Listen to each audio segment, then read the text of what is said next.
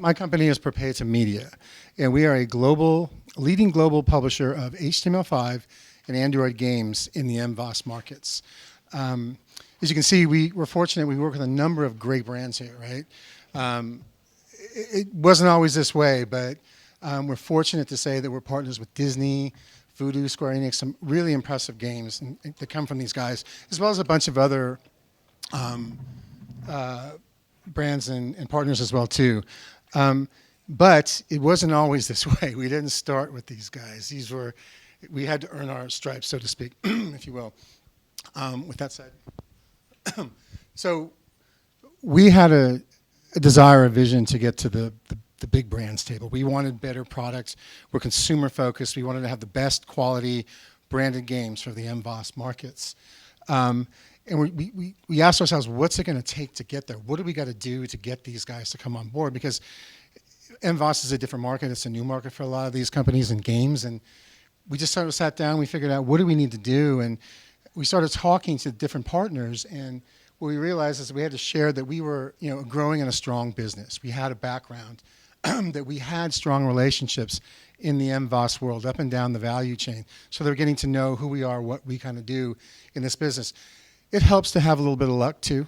It takes that. We walked into Disney. I think we were the fourth partner to try to make the MVOS market work for games, and the previous three had failed. So we were going to be the last one, and that was 7 years ago when we made it work. So luck helps. The key thing behind us is that there's two key people in my company.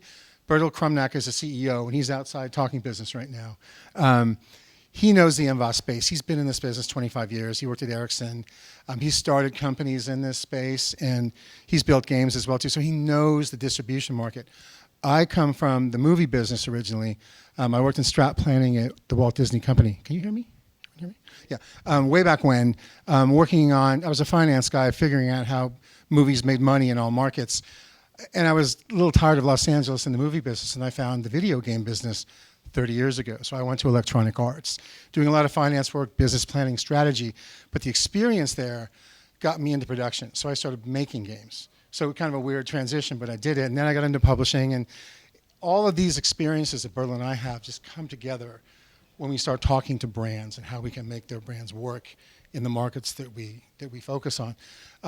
But along with that, it took a lot of just conversations to show that we had integrity, that we were to be trusted, and we were focused on growing the business for them as well, right?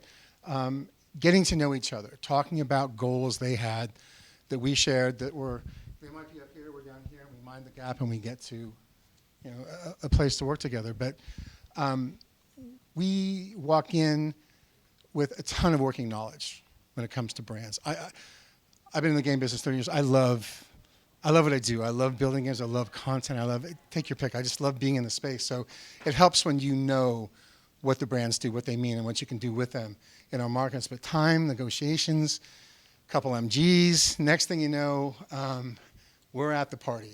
Sort of just all these things came together and helped us sell a story that they wanted to partner with us.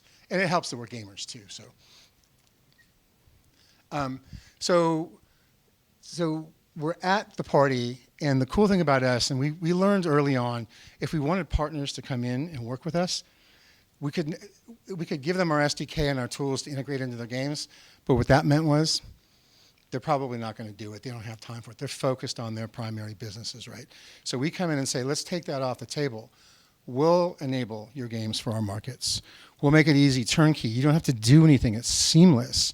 Bang, we go. And they take that equation off the table, and that makes it easier for partners to say yes to us, right? We remove some of the fears they have. One fear is, well, will this cannibalize? Will this market cannibalize, say, the Google Play Store or the iTunes Store, other places where we push games? And no, the answer is no. It's not. Different customer, nowhere near as big, whatever.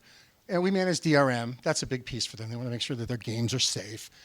Piracy, that's a real issue. We'll talk a bit about that later today, but that's something I'm fighting with a number of different folks here. But at the end of the day, as we're getting games ready, we talk to them because some of these guys have 2-3 year planning cycle. So we have to sort of integrate ourselves into that. So we're setting believable and achievable goals with these guys. We're helping them manage, their expectations to our expectations, and we get that set, and then we achieve, we overachieve. We exceed what they want to do. That's how we get to come back. So we do what we say we're going to do. Simple stuff, right? This stuff matters to these guys, right? They really want to know that you're taking care of their business and you're going to deliver for them. But what we do, all this wrapped together, is pure upside. We bring a market to them. There's no work, no development time, no people cost or touch. Put the games in the market and we go. So here we are in the MVOS markets now, right? And for them, it's typically a new business, typically. I mean, for games, right? We've seen other types of format for Disney and other people out there in the marketplace. But for games, it's definitely different. And with these brands come requirements. And this is where it gets sticky. This is where you earn your keep, right? I can't tell you the legal stuff we go through with Disney and marketing and images, campaigns. We have strict adherence to the guidelines that they have. And our channels, the carriers, they all have to live by that. It's not negotiable. And we can lose the license if we don't do this. So it's a lot of diligence on our side and our marketing team to make sure that this happens, right? So that's the biggest piece. There's some legal requirements, financial stuff, but in these markets, and this is a testament to Bertel, the CEO, he knows this space like the back of his hand. He knows how to create opportunities. We build services, we do other things to get these games focused and up front. So we innovate to make more placement, to make more revenue for everybody, but to give these games exposure. So we know our markets and we provide solutions. That's the key for us. And that's all him. I'm the content guy. He's the distribution guy. Together, we're kind of dangerous. With that said, some of these games we publish have brands that are 100 years old. And that's kind of funky when you think about it, right? That's older than me. So, it's kind of fun. It's cool. But we embrace them. And we feel like we're sort of their shepherds in our market. We treat them as if these are our brands, as if these were created in our house, because otherwise we're just going to fail. We love them so much, we shepherd them. Anyways, the goal here is to, of course, deliver incremental revenue and reach from what I call the outer ring consumers, not the bullseye, the outer ring. It's an ancillary market. Okay, so here's the cool part. So we wanted to be at the table. Now we're at the table. And every once in a while, we can pound our fist a little bit and say, we're here, we want to do some stuff. But we're about building long-term relationships.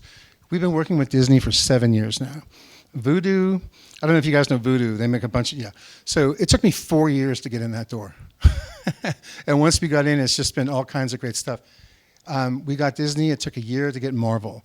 Some take longer, some take shorter, but the goal is once we get them in, we're going to keep them. And we want them to stay with us for as long as we're doing business. And so far, I think we're on a 3rd contract extension with Disney. So we're doing something right is the end game. But we make it seamless, effortless. We think outside the box. We solve marketplace challenges. Piracy is a big issue right now. I talked about that earlier. We see a lot of people who publish Disney HTML5 games, and they don't have the rights to them. And that's a challenge on a number of different levels. The business as a whole should be working within the guidelines and the rules of how to publish these games. But they're Warner Brothers, Disney, there's a number of different brands out there that are flying around, and they're not legally licensed. I have friends at Warner Brothers. We talk about this quite a bit. We'll talk about this in the panel, but we're working through some solutions.